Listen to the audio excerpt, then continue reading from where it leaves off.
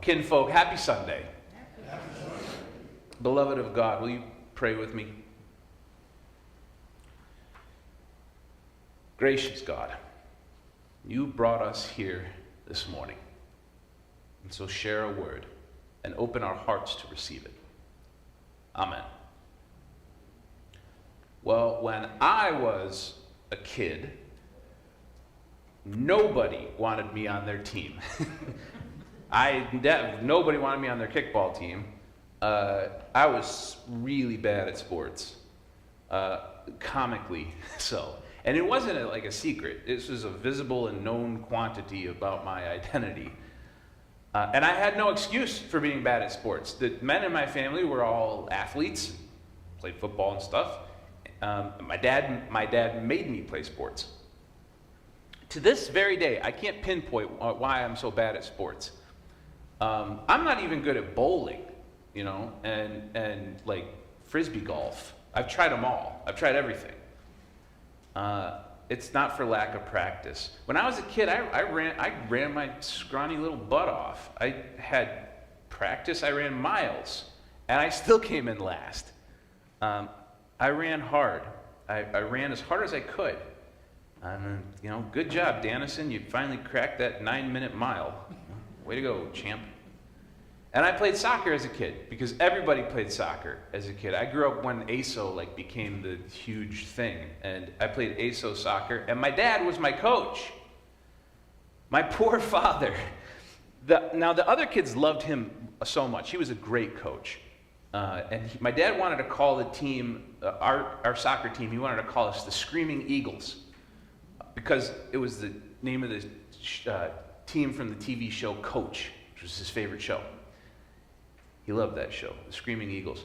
But the kids on the team mutinied, and they named our team the Rusties, after my dad, because his name was Rusty. And I was the worst player on that team. But my dad never let me quit anything, either. He knew that I was bad at sports. He never said it, but, look at these wrists. It's like God designed me for losing wristwatches and escaping handcuffs. So he compromised. My dad made a rule that said, you could choose the sport you play, but you have to play at least one sport every semester. It can be whatever sport you want. By the time I was in high school, I knew I was bad at sports, but there was a bright spot. I was excellent on ice skates, and I was fast and nimble, and so I played hockey a lot, and it was fun until about 10th grade. And then it was more like getting thrown into a giant food processor. My coach introduced me to the ski coach.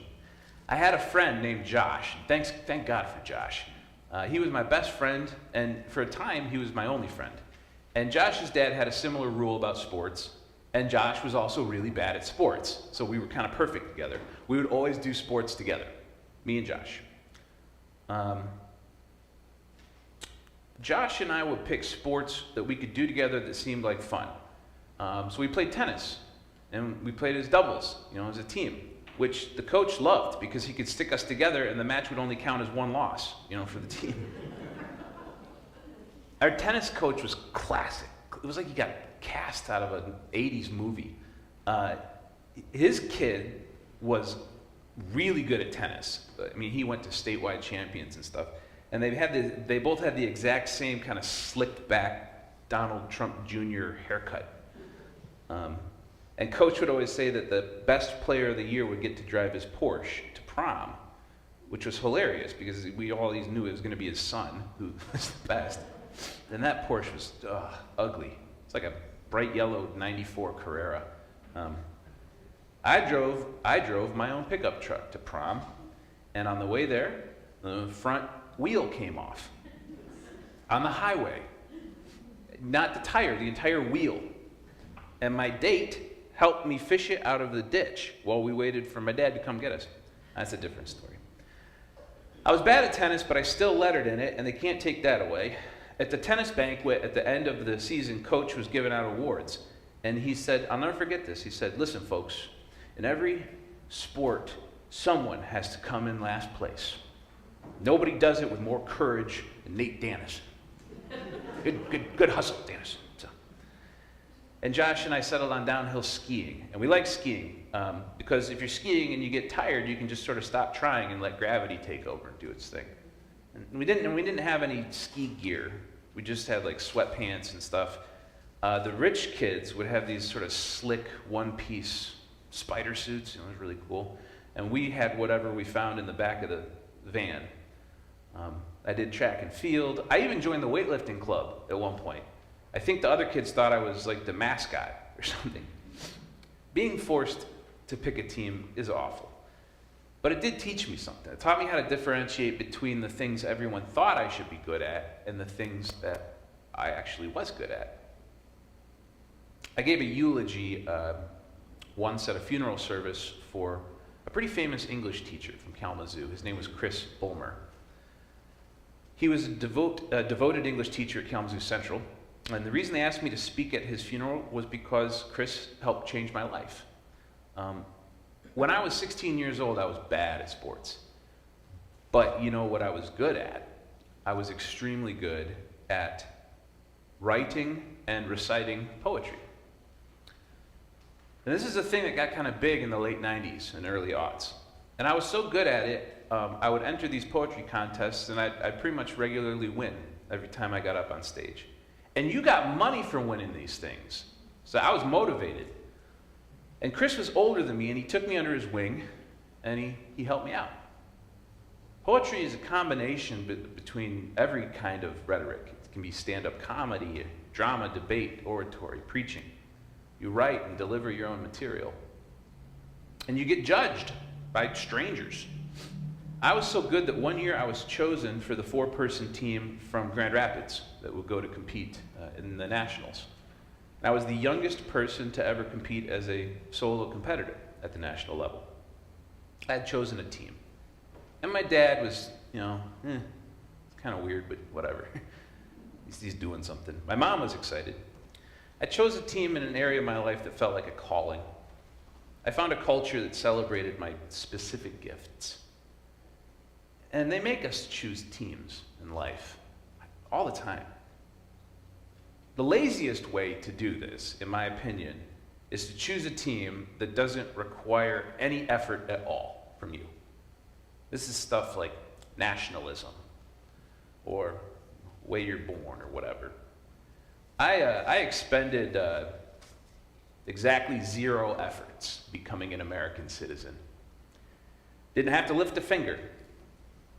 I was assigned male at birth, and that just worked out fine for me. 0 effort on my part. So I think it's kind of laughable when people who are born in America act like super proud of that accomplishment. This did nothing to accomplish it. You know who should be proud of being an American are immigrants. People who work their tail off to become an American. They're like super duper Americans. We often don't treat them that way.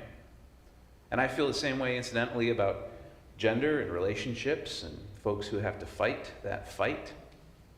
You can ask me about it later. But a lot of us didn't do anything really to earn the label Christian either. Calling yourself a Christian in America is just about the safest thing going. No one's pondering the day that we might actually get a Christian president in the White House.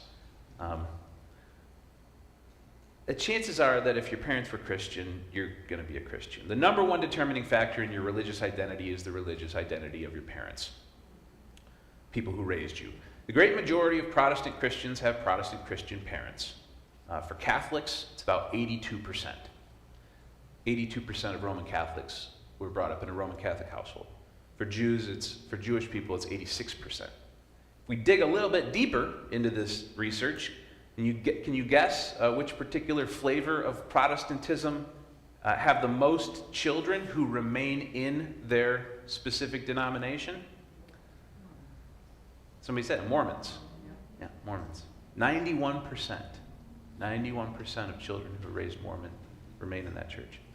Now, guess who has the least kids who stay in their flavor of Protestantism? Evangelicals. Only 47% of evangelicals who are raised that way stay in that tradition. Anyway, we're a church here at St. John's, a lot of different backgrounds. We encourage people to think, consider, and think seriously about their path, about the team that they want to be on. Think for themselves, embrace the person that God calls them to be, and then help them find a method for becoming more courageous and more faithful. Andrew and his friend are followers of John the Baptist. They've chosen a difficult team. They've chosen to be followers of John. And Jesus kind of today almost comically describes the way of John the Baptist. It's not a way of soft robes and living in palaces. It's a way of the wilderness. Team John the Baptist is not roses and cupcakes. That dude ate grasshoppers. I imagine that Andrew and his friend, they probably took grief from their family for following John. Incidentally, John the Baptist still has followers this day. Folks, there's an ethno-religious group that reveres John the Baptist as the Messiah. They're very small. They're very similar to Christians, and they get persecuted oftentimes along with Christians. They practice baptism, and they refer to themselves as Nazarenes. They're known historically as Mandaeans, the Mandaean people, not Mandalorians. Those are starship pilots and bounty hunters. Mandaeans are the people of John. They're likely descended from those original followers of John the Baptist we just heard about today. They were pretty horribly persecuted following the expulsion of the Ba'athist Party in Iraq, and many of them resettled here in Michigan.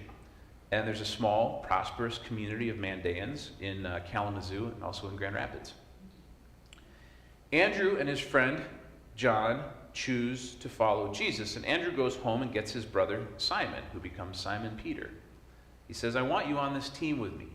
We're on Team John, but John's encouraging us to follow Jesus. It's a choice. It's hard work. It's not something that we were born into, but I think that you're going to be good at it. And they become disciples of Jesus Christ. Simon, the brother, is given the name Peter by Jesus. He becomes not only a disciple, but a dear friend and the foundation of the apostolic church. So, in Advent, in this new year, we can sort of together sort out what team we want to be part of. And not the easy ones. Don't take pride in stuff that was given to you for nothing. There's nothing inherently wrong with patriotism, but unless you went through the hellish process of actually immigrating to America, you probably didn't actually have to fight that hard to earn that title. And I'll also say that this is one of the reasons that I find the idea of white pride to be so obnoxious. White people didn't spend 400 years being trampled on and discriminated against. And even today, they're taking away people's right to vote in states all across the country, and Georgia especially, and they're not targeting white people to prevent them from voting. We think about the team that we choose. Some choices aren't complicated. Some of us, team dog, team cat. I got no sides. I like dogs and cats. Team city, team country. I think team empathy is a pretty good team to be on. Team compassion, if you're going to throw in with Jesus and John the Baptist. As those teams take work. In America, it is not hard to wear the jersey of Team Jesus, but it does require practice. And whatever you practice, you'll get better at. Team gratitude takes a lot of practice. You practice finding something to be grateful for. These days, I